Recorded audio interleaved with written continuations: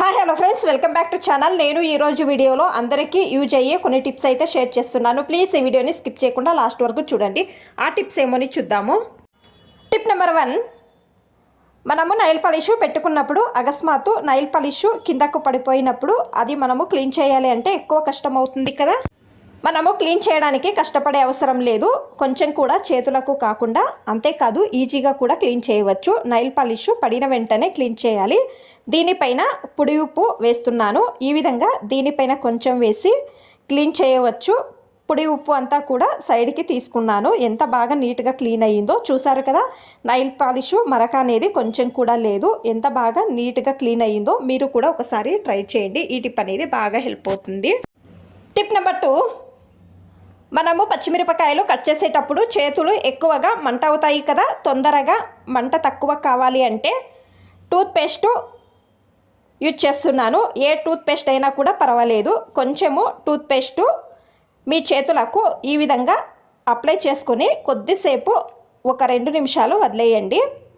వదిలేసిన తర్వాత చేతులు వాష్ చేసుకుంటే చేతులు మంట అనేది ఉండదు. ట్రై చేయండి. ఈ టిప్ అనేది బాగా హెల్ప్ అవుతుంది.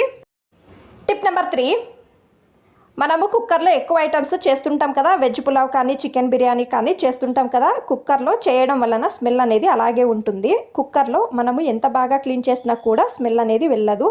స్మెల్ రాకూడదు అంటే ఈ టిప్ అనేది యూజ్ చేయండి. నేను ఇక్కడ కొంచెం కాటన్ తీసుకున్నాను. అలాగే కొంచెం వ్యాస్లైన్ తీసుకుని ఈ కాటన్కి అప్లై చేసుకుంటుని చూడండి. ఈ విధంగా అప్లై చేసుకున్న తర్వాత వెలిగించుకొని కుక్కర్లో వేసి లిడ్ క్లోజ్ చేస్తున్నాను. ఈ విధంగా చేయడం వలన దీని పొగ అనేది అక్కడే ఉంటుంది. ఈ విధంగా పొగ అనేది రావడం వలన దీనిలో ఉన్న బ్యాడ్ స్మెల్ అనేది ఉండదు. ఈ కాటన్ను పక్కన తీసేసి వాష్ చేసుకుంటే కొంచెం కూడా స్మెల్ అనేది ఉండదు. ట్రై చేయండి. ఈ టిప్ అనేది బాగా హెల్ప్ అవుతుంది. టిప్ నెంబర్ 4, నేను ఇక్కడ 1 ఆనియన్ తీసుకున్నాను. అలాగే ఫోర్క్ స్పూన్ తీసుకొని నేను వీడియోలో చూపిస్తున్నాను కదా, సేమ్ ఈ విధంగా హోల్స్ చేసుకోవాలి. పొట్టు ఏమీ తీసే అవసరం లేదు. ఈ విధంగా హోల్స్ చేసుకున్న తర్వాత నేను ఇక్కడ 1 కప్ తీసుకున్నాను. ఇందులో ఆనియన్ పెట్టి అలాగే ఇందులో డెటాల్ వేస్తున్నాను. ఈ కప్ను మనము కిచెన్లో ఎక్కడెక్కడ నుంచి బొద్దింకలు కానీ బల్లులు కానీ తిరుగుతాయో అక్కడ పెట్టాలి. నేను ఇది కిచెన్లో కిటికీ దగ్గర పెట్టాను.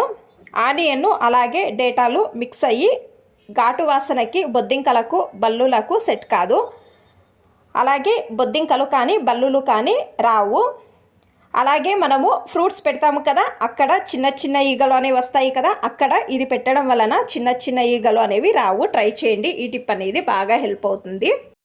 మీకు అన్ని టిప్స్ ఇష్టమైతే ప్లీజ్ ఒక లైక్ చేయండి. ఇంకా ఎక్కువ మంది నా ఛానల్ని సబ్స్క్రైబ్ చేసుకోకుండా చూస్తున్నారు. ప్లీజ్ సబ్స్క్రైబ్ చేసుకోండి. Thanks for watching. ధన్యవాదాలు.